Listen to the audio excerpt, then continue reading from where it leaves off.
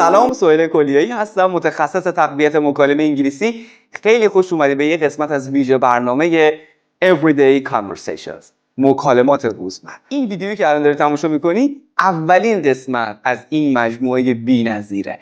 با من همراه باش، هر کاری که بهت میگم تو طول ویدیو رو با من انجام بده که قراره یک تحول بزرگ توی مکالمه انگلیسیت رخ بده. خب بچه‌ها، بریم سراغ اولین مکالمه. توی این قسمت من 3 تا کانورسیشن کوتاه و تقریبا سطح پایه میتونم بگم برات آماده کردم. سطح مکالمات به مرور همینجوری میره بالا و این قسمت میخوایم با 3 تا کانورسیشن با هم دیگه شروع بکنیم. موضوع اول در رابطه با getting familiar، یعنی آشنا شدنه. با من تکرار کن. getting familiar. اینو تلفظش رو ببین. familiar، نمیگم familiar. familiar. getting، با من تکرار کن. getting یا همون getting، من سریعتر میگم. getting familiar یعنی آشنا شدن. خود این درس. بریم با هم دیگه مکالمه اول رو ببینیم. خوب دقت کن، گوش کن، دنبال کن، بعدش با هم دیگه بررسیش میکنیم. برو بریم. 1. What's your name? It's Alina Smith. Elena? No, Alina. A-L-I-N-A. Oh, Alina. It's nice to meet you, Elena. خب بیا اینجا، منو نگاه کن. گفت چی؟ گفت What's your name؟ خیلی ساده است، همتون اکثرا بلدید. وقتی میخوای بپرسی اسم یه نفر چیه میگیم What's your name؟ تو جواب It's Elena Smith. ببین این it's رو میتونی نگی، این اختیاریه. It's Elena Smith. اسمشو میگه، اسم کوچیک. First name یعنی اسم کوچیک میشه. Last name میشه همون فامیلی که اینجا سمیث هستش. بعد طرف براش سوال میشه، فکر میکنه میگه النا، در صورتی که الینا هست. الینا میگه النا، میگه نو الینا، ببین با ای. بعد سپل میکنه. نکته، هر موقع خواستی یک کلمه ای رو سپل کنی، یعنی که هجیش کنی، دونه دونه باید بخونیش. به این صورت باید بنویسی، همه با حرف میبینی بزرگه، همه با حرف بزرگ و با یه خط فاصله کوچیک. حالا تو نوشتارش اینجوری، ولی موقعی که میخوای بخونی دونه دونه میگی. مثلا میگی A L I N A. درست شد؟ این از این. و نکته مهمتر این که بچه‌ها نگاه کنید، همیشه اسم ها، الان یه اسم کوچیکشه، اینم نام خانوادگیشه، اولین حرفش باید با حروف چی باشه؟ بزرگ باشه. این نکته رو حواست بشه. میگه او الینا، متوجه شد که نه این نیست، اینه الینا. It's nice to meet you الینا. بچه‌ها وقتی که برای بار اولین بار، این خیلی مهمه، وقتی که اولین بار با یه نفر آشنا میشید میتونید اینو بگید it's، یا it'ش هم میتونید نگید. Nice to meet you. Nice to meet you یعنی از آشنایی با خوشبختم. اسمش هم که حالا طرفداری میگه دیگه. یه نکته تلفظی هم بهت بگم. میبینی ما اینجوری مکالماتو میشکافیم، نمیگی meet you، یه خورده سریعتر بگو meet you. یه صدای چه تولید میشه این وسط اینجا. Nice to meet you. Nice to meet you. با من تکرار کن. Nice to meet you. حالا اگر بخوای تو در واقع جواب طرف بگی منم از آشنایی باهات خوشبختم یا خوشوقتم، یه تو تش اضافه کن، بگو it's، یا it's هم میتونی نگی، بگی nice to meet you too، یعنی همچنین یه تو آخر بذار. ببین حالا این مخفف هم میشه، میتونی به جای اینکه کلا بگی it's nice to meet you too بگی you too، اون آخرش رو بگی you too. نیای تو اشتباه، توی طرفت میگه از آشنایی با خوشبختم، تو نیای بگی me too. me too اشتباهه، یعنی منم از آشنایی با خودم خوشبختم. بعد بگی you too. بهتم گفتم دیگه این کوتاه شده همونه، میتونی بگی you too. درست شد؟ حالا با هم دیگه یه دفعه دیگه بخونیم. تو این سری میخوام که B باشی، من A ام، A رو میخونم، تو B رو به من جواب بده. B رو تو بخون. خب بریم. What's your name? Elena?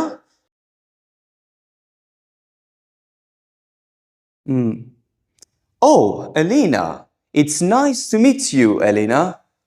درست شد؟ حالا اینو میتونی تو تمرین کنی. این شد مکالمه اول.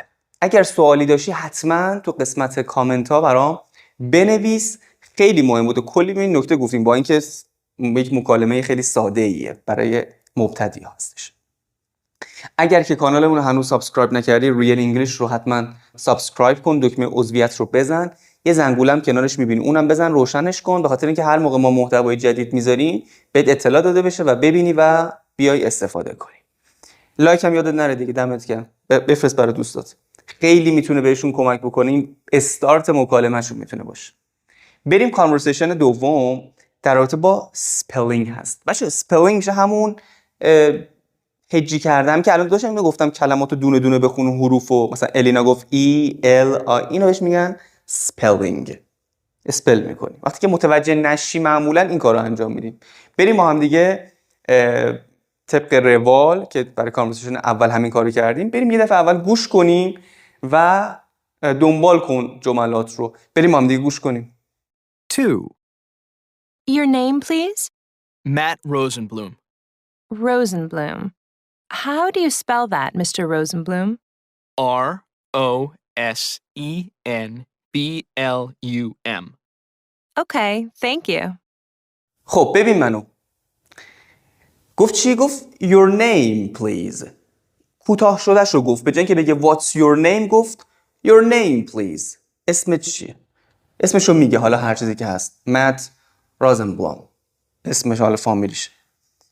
طرف دوباره میگه، حالا متوجه نمیشه دقیقاً اون اسپلش رو میگه، اسپلش میکنی برام. ببین این سوال خیلی مهمه. هر موقع خواستی به یه نفر بگی که برات اسپلش بکنه، کلمه رو دونه دونه بگی، چون ممکنه دیکتهشو متوجه نشی، بلد نباشی که چیه.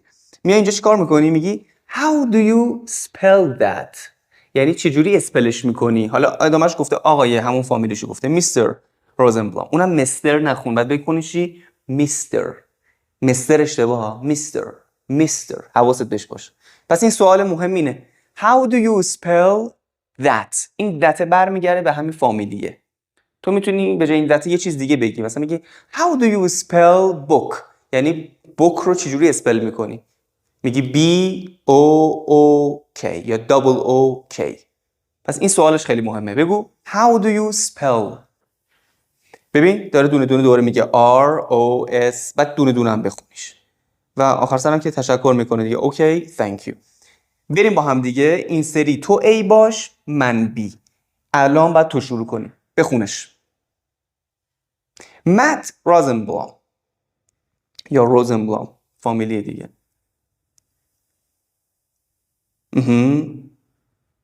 R O S E N B L U M. تموم شد. اینو با هم دیگه تکرار کردیم، تمرین کردیم. اوکی شد. این سوال خیلی مهمیه، حواست بهش باشه. اما بریم سراغ مکالمه آخر، چون مکالمات کوچیک بود. یه مکالمه دیگه هم برات آماده کردم. مکالمه سوم در رابطه با personal information هست، یعنی اطلاعات شخصی. information یعنی اطلاعات، personal یعنی شخصی. personal information. برو بریم با هم دیگه گوش کنیم اول. 3. Could I please have your email address? Sure, it's natwilson@tmail.com. Okay. Matt Nilsson. Actually, it's Nat Wilson. NatWilson @tmail.com. Nat Wilson. Got it. Thanks. خب ببین منو. سوال خیلی مهم. هر موقع خواستی از کسی چیزی رو درخواست کنی. چی؟ هر موقع خواستی از کسی یه چیزی رو درخواست کنی، میتونی با could I please شروع کنی. could I please برای درخواست کردن، مؤدبانه هم هست. حالا اینجا میگه داشته باشم، میتونم داشته باشم. could I please have your email address، میتونم آدرس ایمیلتون رو داشته باشم. تو میتونی هر چیز دیگه بگی دیگه. آقا could I please have your phone number، میتونم شماره تلفن تو داشته باشم. cell phone number. sure، البته. it's میخوندش. نکته مهم بچه ها، هر موقع خواستید ایمیل بخونید، حالا اینکه ایمیلش اینجا که اسمشه هیچی، اینو at sign نمیخونید، بعد بخونیش at. آره حواست باشه. اینو میگی at، حالا تیمیل جیمیل هر چیزی که هست .com. اوکی. مت نیلسن اشتباه داره میگه در حقیقت actually یعنی در واقع، در حقیقت. اینم actually نمیخونی. Actually it's Nat Wilson. درستش میکنه. اینم دوباره تکرار میکنه. میگه Nat Wilson got it. سریعتر بگو. got it رو میگیم got it. وصل کن. یعنی گرفتم. got it. خیلی خفنه. got it. یعنی گرفتم. فهمیدم. thanks. درست شد؟ پس برای درخواست کردن از could میتونی استفاده کنی. مثلا could I please go out. میتونم لطفاً برم بیرون. دارم درخواست میکنم. Could I please see your passport? see یعنی دیدم. میتونم پاسپورتتون رو ببینم. میبینی؟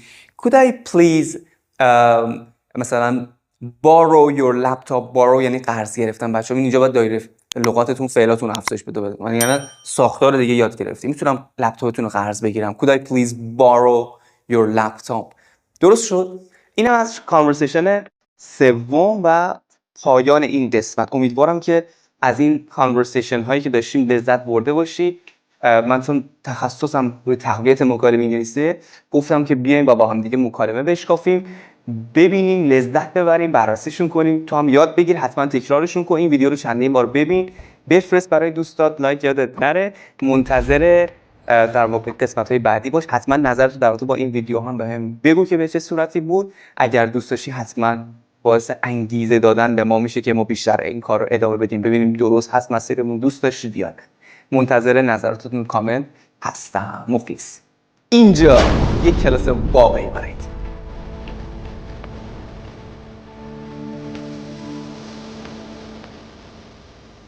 آکادمی آموزشی سهیل کلیانی